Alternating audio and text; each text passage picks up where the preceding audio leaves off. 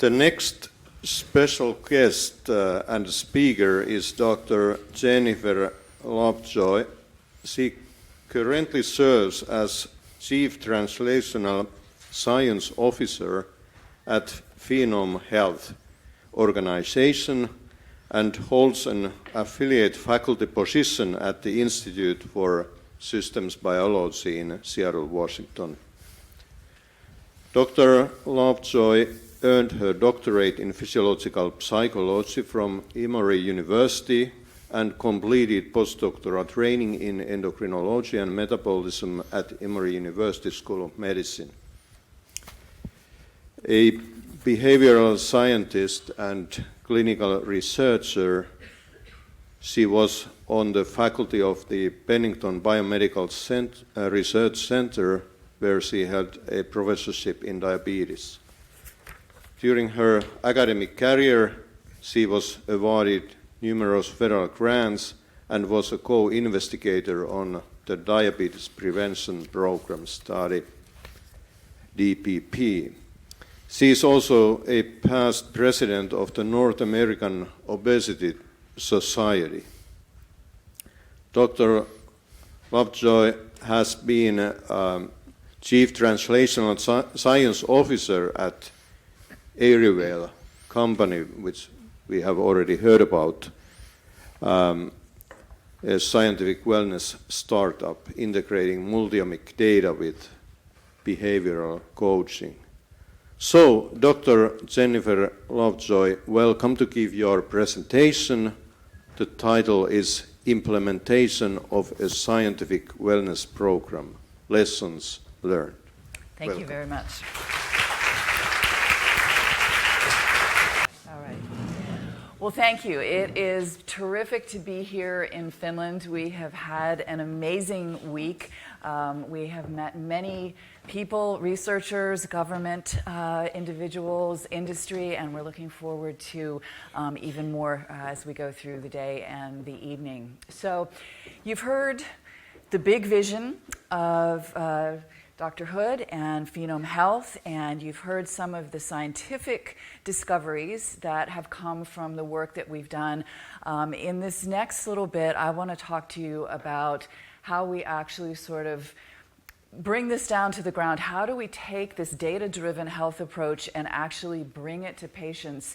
And what are the lessons that we learned from doing that for 5 years in our company in Seattle, Airwell? So just to start a little bit, and I know we have some industry folks in the audience, and we're all interested, regardless of our sector, in how do we make this into a return of investment. And so I'm sure in Finland, as well as in the United States, healthcare costs are escalating tremendously. And this is based on some research that was done by Deloitte.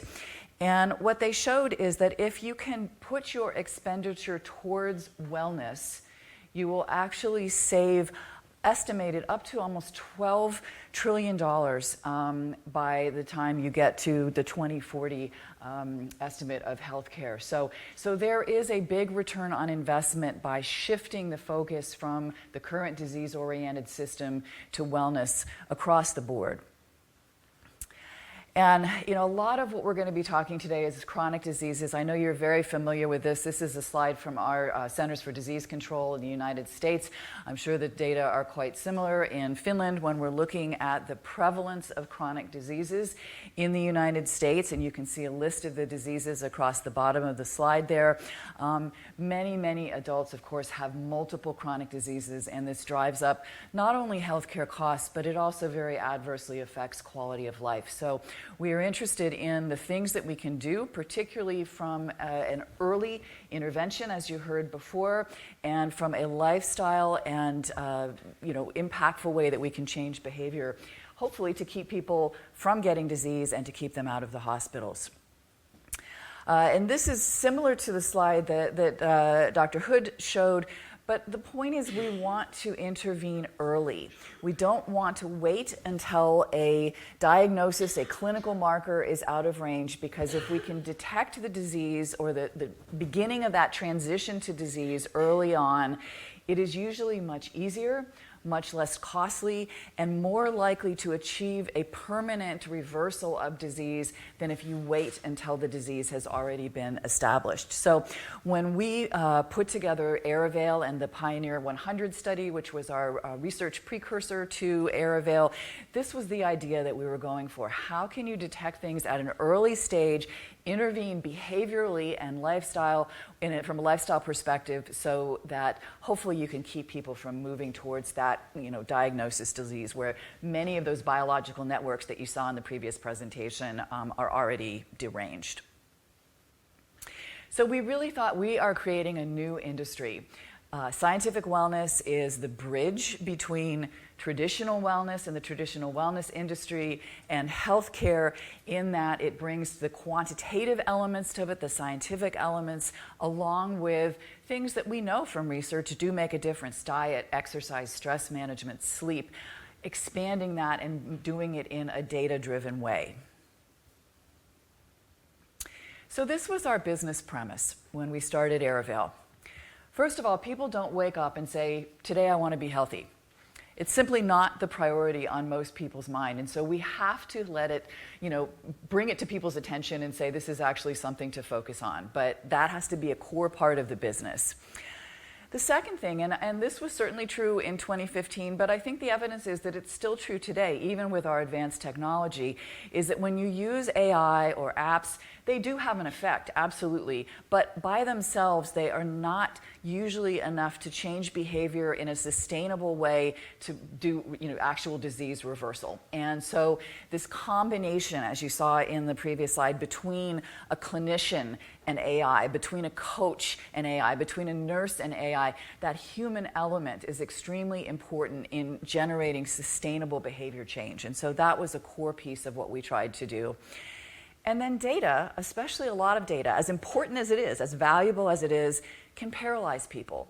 It's too much information for most people. They need something simple, they need something they can take away, and they need the data to be prioritized so they know where to act. And so that also was a key part of what we tried to do in our business at Aerovale.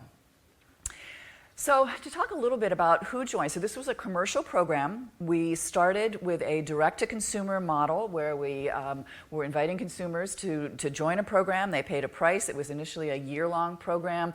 We later went to a month-by-month subscription program. We also worked with employers, we worked with governments, and we worked with healthcare systems to bring people into the program.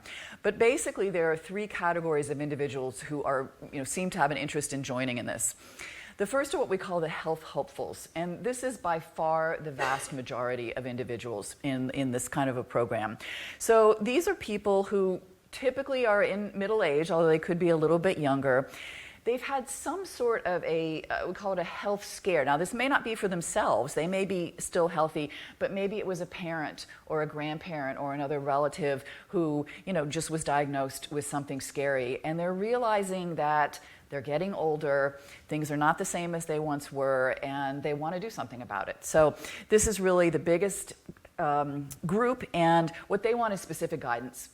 What do I do? What do I need to do now to be able to age healthily, to be able to avoid the disease that my parents or my grandparents died from? And so they want that advice. The second group we call the health demoralized. These are people who actually have a chronic disease. They're part of the conventional medical system, so they're getting medical care, often from multiple specialists, depending on the complexity of their disease. But they're not particularly satisfied. Even if they're getting good medical control of their disease, they don't like the silos, and they feel like they are not being seen as a whole person. They feel that they are not perhaps having some of the quality of life issues addressed in their health care, even if their medical situation is being addressed. And so they want to learn how to live as well as they possibly can with their disease. How can they thrive? How can they still have optimal quality of life? And they're finding they're not getting that in the conventional medical system. And finally, the smallest group, but definitely a very powerful group with a loud voice, is what we call the health optimizers. So these are individuals who are very focused on fitness and nutrition. Many of them are athletes, either amateur athletes or competitive athletes. They are early adopters for all the technology. They have the latest wearables. They are doing all of the latest technical things with AI that they can do. And in many cases, their goal is really to boost performance, whether that is athletic performance or corporate performance. This is a lot of company CEOs and managers that are just, they want that extra edge from wellness. So a really broad section of the population that is interested in scientific wellness. So what did we build at Aravale? We had 3 core assets.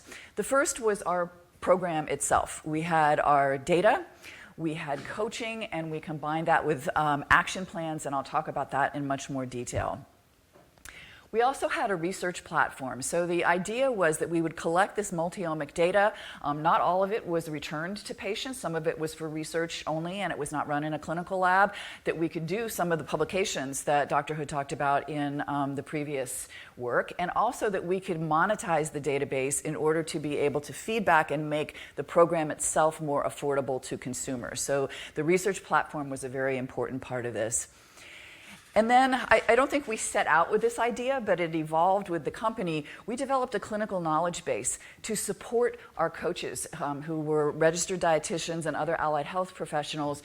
This is so that they could, at their fingertips, if they were asked a question about a particular dietary supplement, a particular lifestyle intervention, they could pull it up based on the research, based on the recommendation, and have that available to them to give expert advice to the people in our program.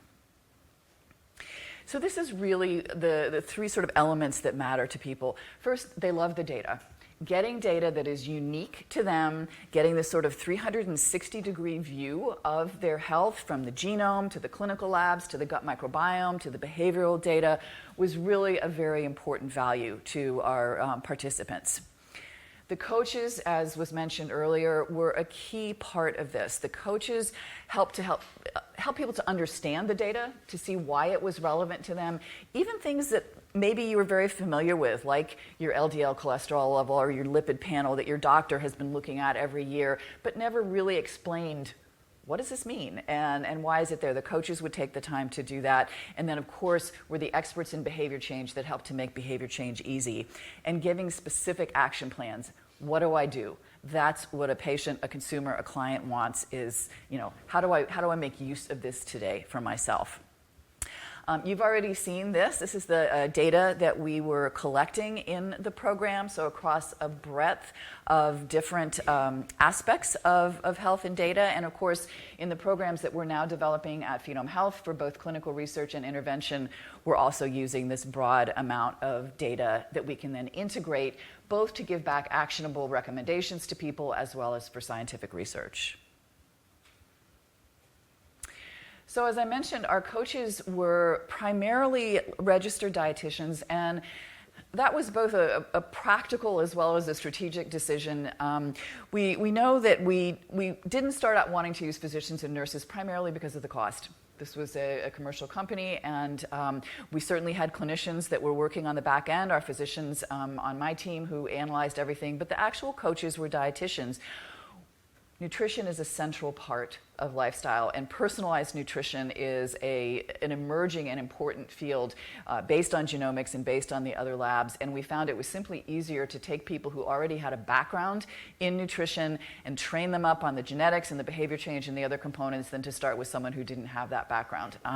But many of our coaches were dually certified in psychology, in exercise science, and other things so that they could address those areas.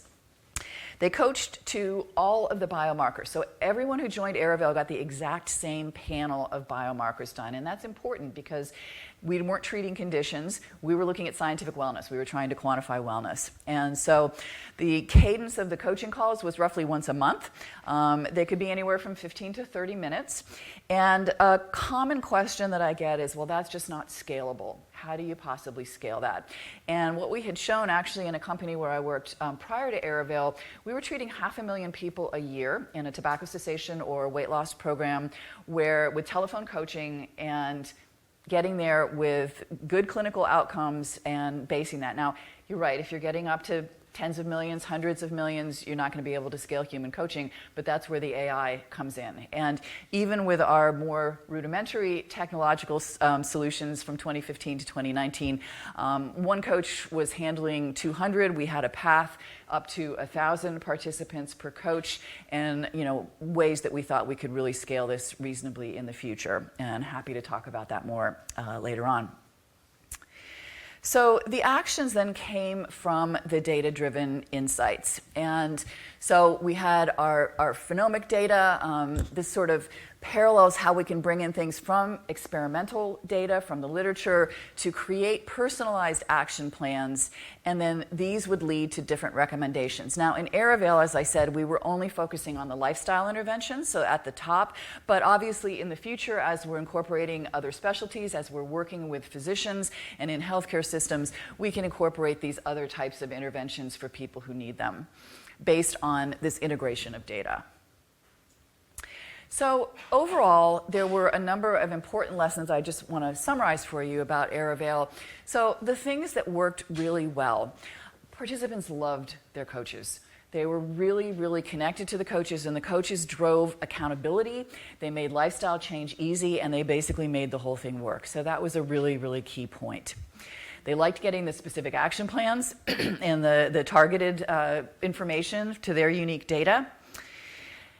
It's important to keep people engaged with ongoing insights. And of course, this is one of the beauties of the genome data. You only have to do it once, but you can keep rolling out new data. So over time, roughly once a quarter, we would roll out some new genomic insights. Maybe it was sleep genetics. Maybe it was a different kind of nutrigenomic panel. And so we could keep people interested in that. And then every 6 months, they were getting their blood remeasured so that they could see the changes that they were making because of the behavior changes in their lifestyle.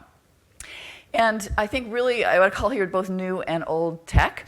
Yes, people love the mobile app. They used it all the time. We had very high utilization of it. But they told us, I want to be able to print a PDF report and take it to my doctor. So we found that we could not just have mobile. We had to have that availability for them as well. Now, obviously, over time, that may change. But that was what we found in Airavail. There were challenges. Participants wanted Airavail to be more integrated with their healthcare team. And so we were set up to really be sort of a freestanding organization. And so working with a healthcare system, some of the things that you guys are doing here in Finland, where there's actually an integration between wellness and multi-omic programs and delivery of healthcare, would address that issue. The cost of testing was a significant barrier, and that remains to be, I think, today. The cost of genomic testing, of course, has dropped dramatically, and you can now get a very inexpensive whole genome sequence. The cost of the phenomic testing, however, and the clinical testing has not come down. And we really need new technology. We need our innovators and our startups to be able to develop new technology that will actually bring the cost of this down, and also the amount of blood that we have to take to analyze some of these markers to reduce that. And this gets back to people don't wake up today and say, I want to be healthy. It's hard to motivate people for wellness unless they sort of fall into one of those groups. And it's always something that can be put off. And so ultimately the reason that Airavail closed was because we could not scale the customer acquisition, and I think a lot of that had to do with this motivation. So education and engagement of people to really understand why prevention is important, why you should not wait until you have a symptom or an out-of-range marker or a disease diagnosis to do something is still a hurdle that we have to overcome. So I want to shift and talk now about how do we achieve sustained behavior change at scale. So this is the fourth P in P4 medicine, the participatory part. How do we actually get this to happen and get people to really care about it and stay engaged? So I'm going to ask you guys to take a moment and think about this, because this was a question that we would ask all of our participants. What does it mean to be well? And why do you want to be well? Why do you care? It was interesting when our coaches would ask this, usually on the first coaching call in Airavail. Many times people had no idea. There literally would just be silence, like, I don't know. Often, however, there was a response that was very superficial. What do you want? What does it mean? Well, I want to lose 20 pounds. My doctor says I have to get my blood pressure down. And then we would ask further questions. Okay, imagine you lost that 20 pounds. What does that mean? Why is that important to you? Or you get your blood pressure down to where your doctor wants it to be. Why is that important? So continuing to dig on that. And when we ultimately got to what people want, it really comes down to their core motivators, their core, the things that are of true value to them. They want to be able to do the things in life that they want to do. They want to have plenty of energy. They want to be able to contribute to society, to their family, to their jobs. They don't want to die from the things that their parents died from, perhaps early in life. They want to feel confident and happy. And, in some cases, they want to be able to participate in athletic activities, or the very, kind of normal part of life is I want my knees not to hurt so that I can get down on the ground and play with my grandkids. Right now I don't have that ability, that sense of energy and wellness in my body to be able to do that, and that's my goal. So getting people to really identify for themselves, and for every person it's going to be different, what is the reason that wellness is important to you is key to sustained behavior change, because when you first start a program like this, you're very motivated. You just joined, maybe you just paid some money, maybe you're started, you're excited, but as time goes on, motivation wanes. And these are the things that we can remind people of. Remember why this was important to you. This is why you have to sustain it. Designing the program is really critical, and we had some great conversations last night at dinner about how do you make this sustainable and make it work. Fortunately, there is an entire field of behavioral science that has spent decades studying what works and what doesn't work and how do you design it. And these are just some of the key takeaways that I've used in my career in designing these programs. You want to start with a proven theory of behavior change. There are a number of them, and you can choose one that's for your population or your cohort, but you have a theoretical basis, and then you can hold things against that theory as you're designing your program to see what works. You want to recognize the impact of biology on behavior, and this is so often missed. We put biology and medicine over here in a silo, we put psychology and emotional health over here in a silo, and we don't really think about how they interact, and yet they are so important. As one example, I spent a good bit of time in my academic career studying menopause and the transition to menopause and the impact that the hormonal changes from perimenopause to postmenopause have on body weight, on metabolism, on insulin resistance, on psychological factors. It's tremendous. And, so helping women, in that case, to understand these are the biological things that are going on. When you go through menopause, for example, we know that your caloric expenditure is going to drop by about 150 calories a day. What that means is if you continue to eat exactly the same way you did, even if you're following a healthy diet, if you eat the same way you did before menopause, you're going to gain weight over time because that's just going to add up. That's something you can actually work with and change, but this biological and psychological interaction is so important. Humans are short-term thinkers. Behavioral psychology has told us this, behavioral economics has told us this. We don't think for the long term, and so things have to be rewarding in the short term, and you have to build that into your program. If someone doesn't enjoy the exercise they're doing, they're not going to keep doing it. It has to be rewarding in the moment to do that. And that also goes to addressing the core values, the things that I talked about before, and addressing cognitive and emotional patterns. Emotional eating is a great example here. Many of us eat because of stress or in response to emotions, and so teaching people both to be aware of that and how to get beyond that is a key part of sustained change. We had some building blocks in Aravail, so our theory, of course, our philosophy. This included things like mindfulness training, self-awareness training if you prefer, appreciative inquiry, which is looking sort of at the positive side of things. What are your strengths? What's working well? How do you think about that instead of what's wrong? Which, particularly in people coming from a medical background who've been focused on what's wrong, this hurts, or this marker's out of range, thinking about what's right, what's worked for me, how have you done this successfully in the past is very important. And then a number of different coaching tools that we used. At a high level, I think the easiest way I found to summarize this is what I call the 3 M's of behavior change: motivation, mindset, and meaningful connection. So there are a number of theories of motivation and ways of looking at motivation. One common way is to talk about extrinsic or external versus intrinsic or internal motivation. Many times people start because of an external motivator. They want to change. Maybe their workplace is offering an incentive or reduced payment for people who, in our insurance, we don't have national health care insurance. So some companies say, you're going to pay more for your health insurance if you don't quit smoking or if you don't lose weight. So that's an external motivator, but the goal is to transfer that eventually to an internal motivator that's going to keep people sustained in their behavior for a long term. Mindset is incredibly important. It is the foundation, and most of our mindsets are unconscious. So helping people to be aware of the mindset, there are a number of different types of mindset I've highlighted here, growth and fixed. So this is the belief that I can change, that's the growth mindset, or the belief that this is just the way I am, I'm never going to be able to change and just have to deal with it. And so we want to try to move people, and there's lots of research showing that if we can shift people to a growth mindset, they do better, they're more likely to sustain behavior change.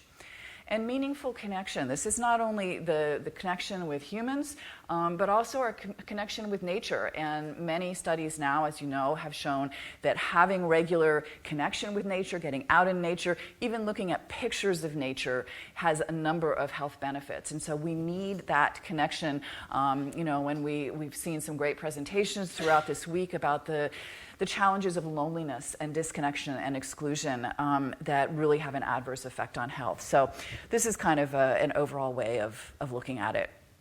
So lastly, I want to touch on an example that we have from Airavail. In addition to running our consumer-facing program, we did a number of clinical trials using this multi-omic approach. And one of those was in Alzheimer's disease, which is an obviously important area, both for health as well as for research, and it's still of interest to PhenomeHealth. And I highlighted this partly also because we used the fantastic Finnish research program in Alzheimer's, the FINGER trial, which was, of course, one of the earliest studies that showed that a multimodal lifestyle intervention significantly reduced the risk of developing cognitive decline. So, as you heard in the previous presentation, most of these chronic diseases that we're talking about that are taking all of our healthcare dollars are multimodal. They are complex. There are numerous things that become deranged in the system, and so it's very unlikely that a single drug is ever going to be able to treat them. And the idea that if you start early enough, in this case with cognitive decline, and you do a multimodal lifestyle intervention that incorporates diet, it incorporates exercise, it incorporates management of risk factors, brain training, social connection, that you can actually really reduce the risk or at least delay the onset of age-related cognitive decline, even in people who are at very high risk. And so, again, I'm sure you all are very familiar with the FINGER study and some of the fantastic results there on the right side of the intervention group compared to the control group that did not get the multimodal lifestyle intervention, improvements in overall cognition of 25%, 40% improvement in complex memory tasks, 83% in executive function, that ability to make decisions that is so critical for your life, checkbook decisions and all of that.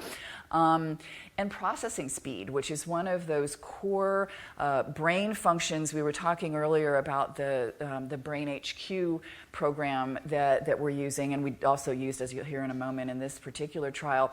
That's one of the things that gets measured. And processing speed is one of those things that starts to decline after our 30s and needs specific training in order to be able to improve that and get back to where we were when we were younger. So in the FINGER study, the 150% increase. So we know these programs work. Our question in our study was, if we do this in a personalized, data-driven way, the same way that we were running everything in Airavail, what do we see with this? And also, can we find, doing the network analyses, there were a lot of scientific discovery components behind this, but at the clinical level, it was if you compare a standard but really high-level intervention with this multimodal, data-driven, personalized intervention, what happens with cognition? So to get in the study, we had, and we were recruiting people from a large memory clinic in Southern California. They had to be over 50. Their scores had to be, on these memory tests, had to be somewhere in the range of what would be considered mild cognitive impairment, MCI, or early stage Alzheimer's. So they did have some degree of impairment already. They were not simply at-risk individuals.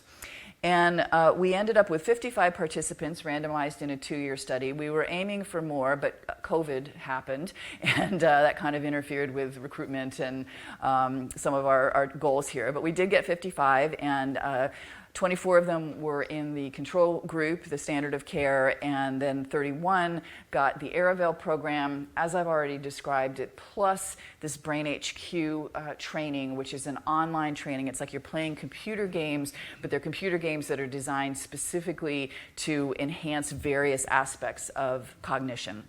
And they had the regular coaching, just as in the Aravel program. So, this was our primary outcome, which was cognitive changes using a particular cognitive test called the MPI.